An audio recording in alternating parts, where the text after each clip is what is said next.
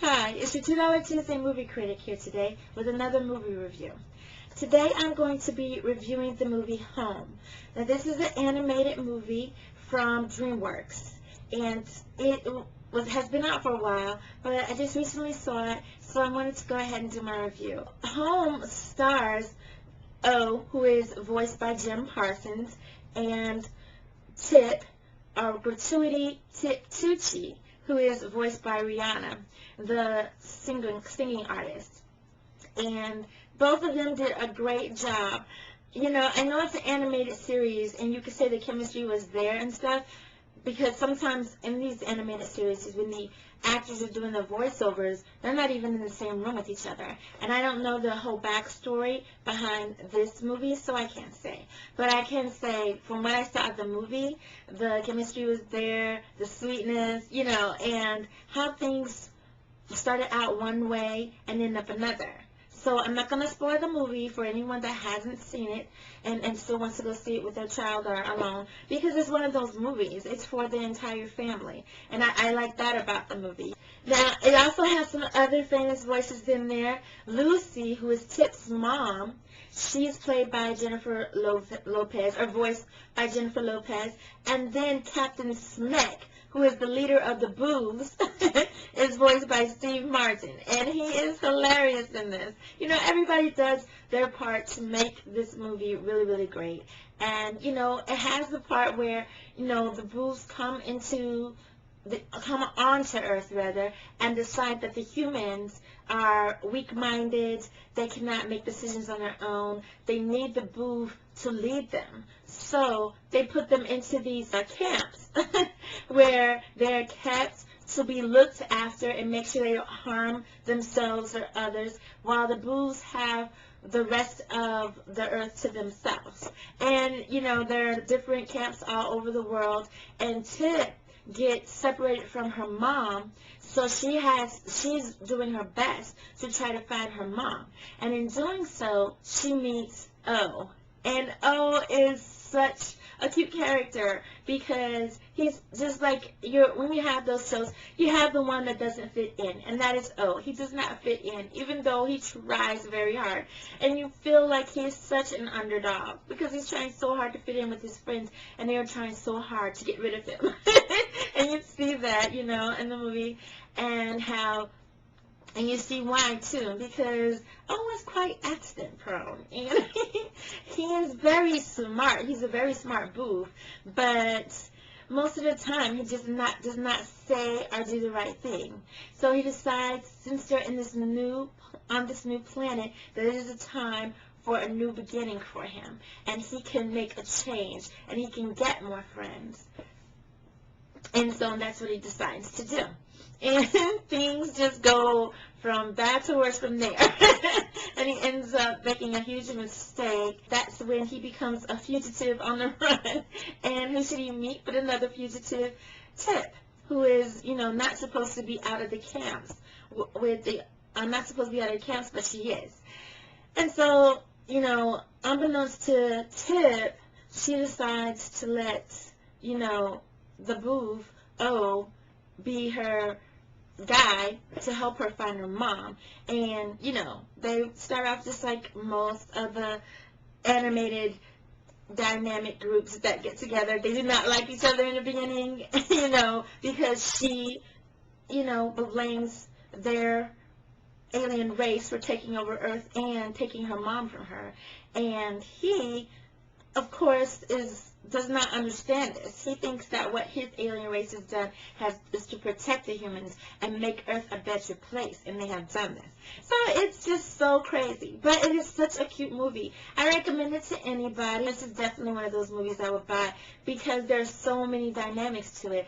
It's not very simple. I mean, there's so many things that you can learn and teach kids about. This is one of those kind of movies that I would actually show in school to, like, the older elementary school kids, to try to teach them about the different social dynamics of feeling like an outcast, or trying to segregate one race from another. and the family dynamics and how special it is with people and how different it can be from one family to another. I mean, there's so many things you can do with this movie that it's just crazy that you wouldn't if you had the opportunity. If not in a school environment, at home.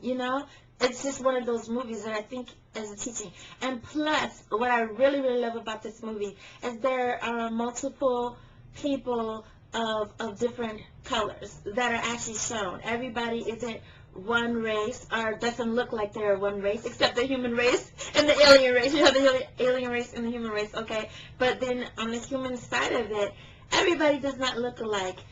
There are different shades of colors on them. And then it's even brought up in the topic of the movie. And it's really sweet. And I love that about movies. And I only see that in movies where the main character happens to be a person of color. So when I see these movies like this, it does make me happy, and I love to see it. But and so that's another dynamic to this movie, and that's another reason I think it'd be good to share with other children and look at the different dynamics of it and have a teachable moment. It's nothing but a small thing, because most kids, they just want to enjoy the movie. And it's a great movie to laugh to. It's great. I wasn't crazy about the music on there. There was no fun, cute music that is like, that some people consider the catchy songs. I didn't really hear any of those in the movie. There was more background music coming on as O and Tip were traveling. And so I was kind of disappointed about that, because there should at least be one catchy song in the movie. I mean, I don't think it should go as crazy as, Disney's Frozen and that Let It Go. That was just, woo, viral. So, and if they had them, I guess that would be okay too. But, yeah, there were no songs like that. But I would have liked to hear at least one cute, catchy song that the kids could sing, after. But then some parents were probably hoping and glad that there weren't. So, there you go with that. All right. So, I liked everything about the movie except that. That was the only thing I didn't like about the movie. There were no catchy songs. At least one. I wanted at least one. The cliche thing. It's a kids movie. What you gonna do? There's a formula for a kids movie, and if you try and step away from that, you usually fail. So, I mean, yeah, most kids' animated movies are going to be cliche, and actually, that works. That really works. That formula works, and so it's good. I think that in some areas, this movie kind of stepped outside of the box. Not too much, but they did, and I appreciated that. And I think, by having nuances of different people of color, by having the alien race actually be successful in overtaking Earth and the humans, but not in a way where, it was scary to kids watching, but also in a way where, yeah, what if I am separated from my parents in something like this? And you can even discuss something like that, I think this movie has all kinds of possibilities. And, that's just my opinion. Okay, so my final recommendation, I think it's for everyone of all ages. I think families would benefit most from it. It's great for little girls because you get to see this little girl really, coming to her own, becoming independent, and, saying, okay, my mom is gone, and I know I need to find her, but if I just sit here and cry about it, well, then we'll maybe never see each other. So she takes it upon herself to go find her mom. And then you have the other dynamic, even you could say with little boys, or just kids in general, with the outcast booth that, tries everything to fit in, and then he realizes that all he can do is be himself. And hopefully that's enough. But if it isn't, well, at least he tried to be with others. He tried to, but it's always best to be yourself. Because when you're trying to be someone else, nothing good can come of it. So, yeah, I really love this movie. All right, so it's a demographic for all age groups, I think. And the family dynamic, I think, will really have a good time with this movie.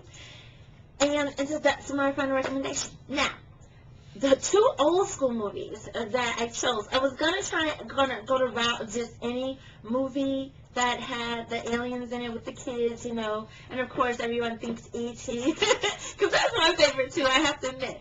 But I decided to stay on the genre of animated kids movies, and there were two that really stuck out for me because I had almost forgotten about these because I hadn't seen them in so long. Now the first one was Lilo and Stitch. Now this came out in 2002, which and by, you know, the new millennium time frame, and this is rated PG, just like Home. This was a Disney movie, and it was dynamic. Again, features a little girl of color living in Hawaii, and you see people in different shades. You have this little girl, unlike Tip, who chooses to be, well, she doesn't necessarily choose to be an outcast. She is kind of like on the run, so she secludes herself from everywhere else because she doesn't want to be put into a camp before she can find her mom. Now, with Lilo, she is an outcast. Unfortunately, she tries to fit in, kind of like what happens with O. She really tries to fit in, and the more she tries to fit in, the less she fits in, and the more the girls that she's trying to fit in with want to keep her away from them. They're really mean girls, honestly. Just like the Boo were really mean to O. I was really disappointed in them. But, of course, that's how the movie goes. There has to be an outcast or an underdog, as you say, because we all like to root for the underdog, right? So, anyway, so what happens with Lilo is that she is an outcast. And so the only person in Lilo's corner is a grown-up female figure that has to be her big sister, who's trying to keep them together because their parents had died. So, and you know, it's a really sweet story, and again, you can get you can come up with a dynamic of having a lot of teachable moments in there because there's a lot of stuff going on. The big sister is trying to take care of the little sister and still have a family unit. Just as with Tip, she has her cat Pig, and she's trying to remain a family with him while she's trying to find their mom and make the family whole again. And even though Lilo and her sister, Lilo and her sister are trying very hard to stay together, Lilo is not exactly making it easy. So we got a lot of interesting voices here. A lot of these people I honestly have never heard of, except one, but let's go down the line. Davy Chase is the voice of Lilo. Chris Sanders is the voice of Stitch. Tia Carrere is the voice of Nanny. And Ving Rhames, which who I have heard of, is Mr. Bubbles. And David Ogden Steers, who I also have heard of, is the voice of Juba. And he's a mad scientist that creates Stitch, also known as Experiment 626, which is known as the alien race. And of course, Stitch is the reason that this movie begins.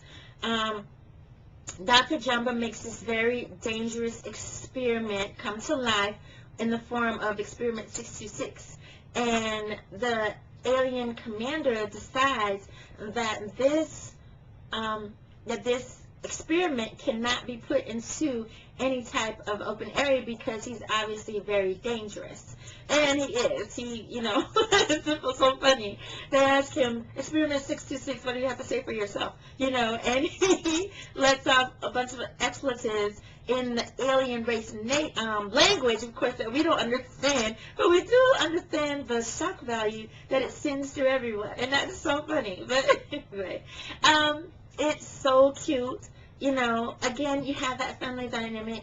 You have that thing going on where Lilo, unlike Tip, is very happy when she meets Stitch. She sees that he's an outsider like she is, and he's not the normal-looking dog that they're supposed to be getting, but, you know, there's something about him that she feels she connects to, and, you know, and she tries. And it's so cute, the group dynamic, or the way, the chemistry between the two. Again, it's an animated series, but they do it so well. I love the dancing and all the things that are going on. And I love how Nanny tries so hard to keep the family together, even though, again, Lilo wasn't making it any better, but then Lilo and Stitch together are making it almost impossible. And Mr. Bubbles, who's voiced by Ving Rhames, you can see that he really wants them to be together, but he also knows, or he feels, that it's in the best interest of Lilo for her to be in a stable home environment, which he feels that Nanny cannot provide.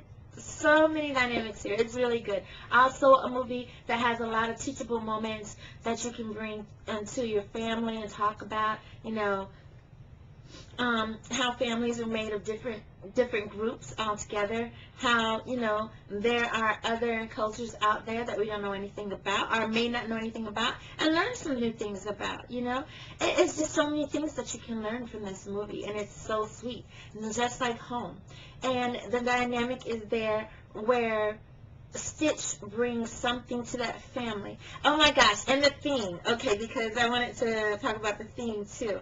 And I hope I'm saying this right, Ohana, which means nobody gets left behind or forgotten. And also, Ohana is also family in English. Very sweet. Oh my gosh, because they said it starting at the middle part of the movie, and they kept repeating it. And, you know, Lilo teaches Stitch how to talk, which is like the cutest thing ever. He sounds like a Muppet. And you know, and it's the same thing when Jim Parsons voices, oh my gosh, not like a Muppet, but still very cute. And not necessarily his voice itself, but the way he talks in the alien type way, trying to speak the human language. Very, very cute. So yeah, these are very two cute aliens that not only help their female counterparts, but along the way, they learn some new stuff about themselves. So, both, again, I would recommend the movie Lilo and Stitch, another great movie. It's also PG, and it's Disney, unlike, you know, DreamWorks from home. Okay, now, my third and final old school movie is The Iron Giant. Now, this is PG, and it came out in 1999, so a few years earlier than Lilo and Stitch. Now, this movie has a couple of cute dynamics too, and I liked it because where Lilo embraces Stitch when she first meets him, and Ted almost despises when she first meets him. The character of Hogarth is terrified when he meets the giant, who happens to be this alien robot. And of course he's terrified. It's the dead of night. He's walking around where he shouldn't be. And all he sees first is these two giant beams of him, and he realizes it's a giant. But curiosity takes over his terrified state, and he ends up befriending the giant. But this is after he actually saves the giant's life, which was showing his compassionate side too, and it was very, very sweet. So, just like with, because what happens in all three movies is this alien and this child, they get together, and in some parts of the movie, they almost are running from, like Tip and O are fugitives from the alien nation of boobs. Lilo and Stitch are running away from Mr. Bubbles, and that sometimes Nani, because they don't want to be separated from Nani. I know. Like the double-edged sword there. But yeah, they're trying to get away from Mr. Bubbles.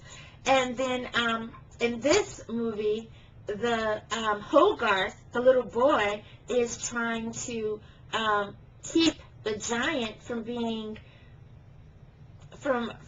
found by the government agent whose sole purpose in life is to destroy this alien. So let me get a little bit more information to you about the Iron Giant if you haven't seen it. Now, the voices here are pretty good, most of them. I honestly have never heard of Eli Marienthal, and I hope I'm saying that right. He voices the little boy Hogarth Hughes. Does a great job, though, because I love him in this movie.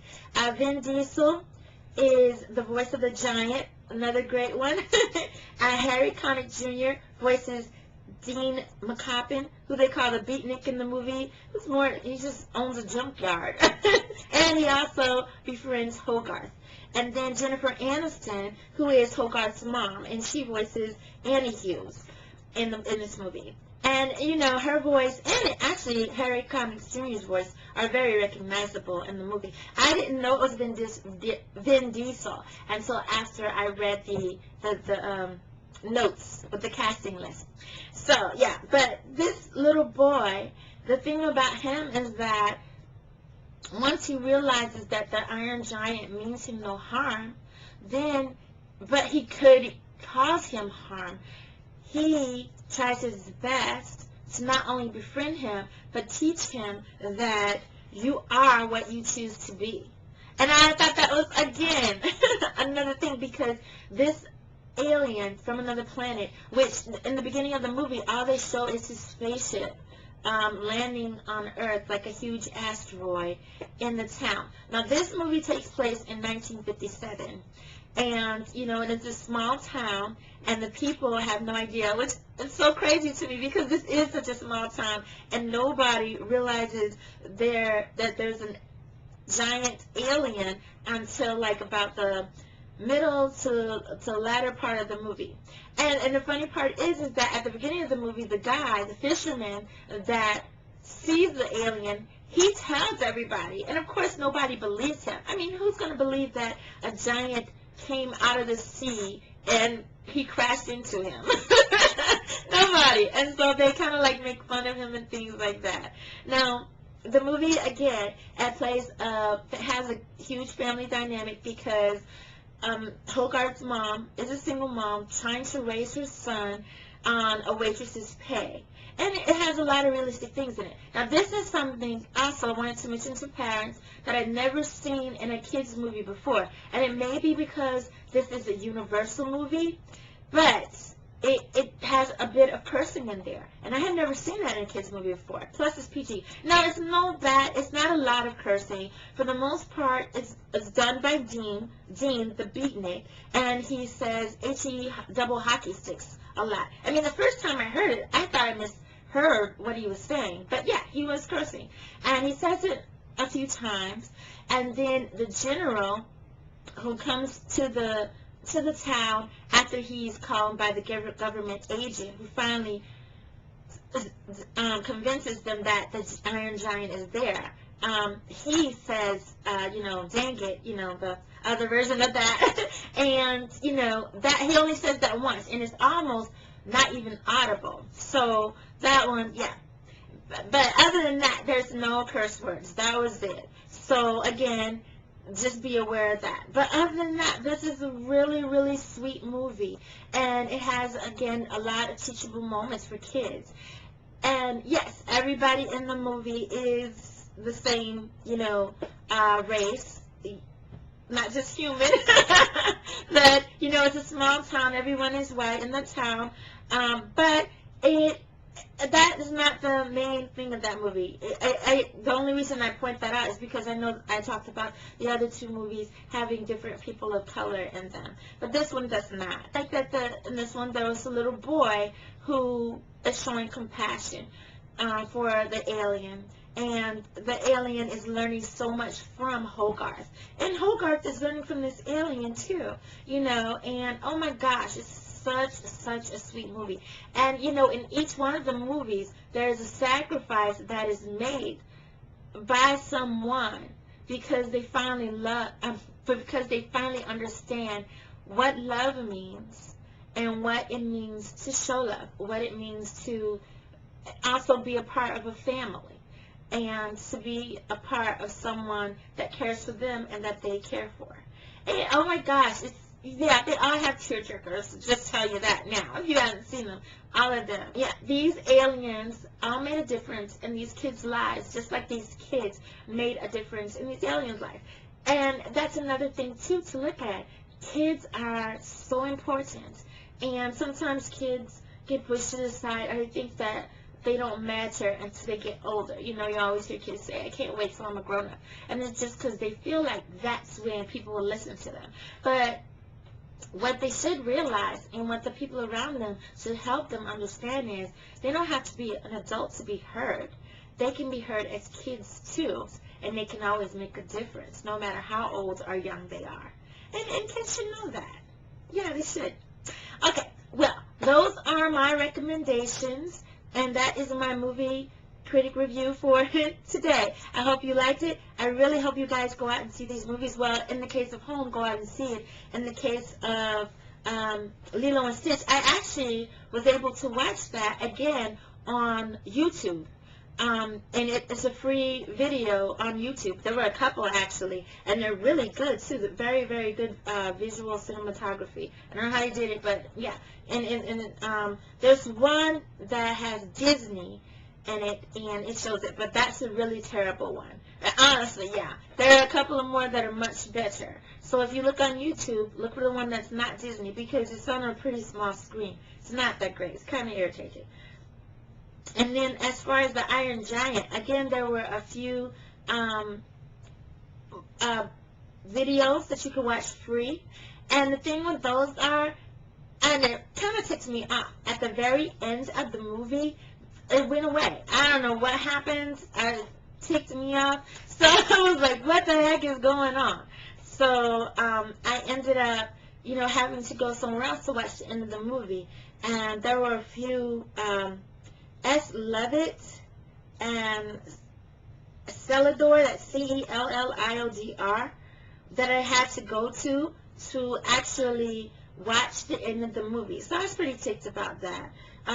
You can always go on Amazon.com and rent the movies, because they're both on there for rent. Or you could just go, and buy it. I would buy it because it's one of those movies, I think once your kids watch it, they'll want to see it over and over again. That's not necessarily a favorite of the parent, but it's a good movie, and it's a good thing. All right. Well, again, that's all I have for today. If you have any other movies that you would think would be better comparisons to Home, let me know at the bottom of the screen, and I will see you next time.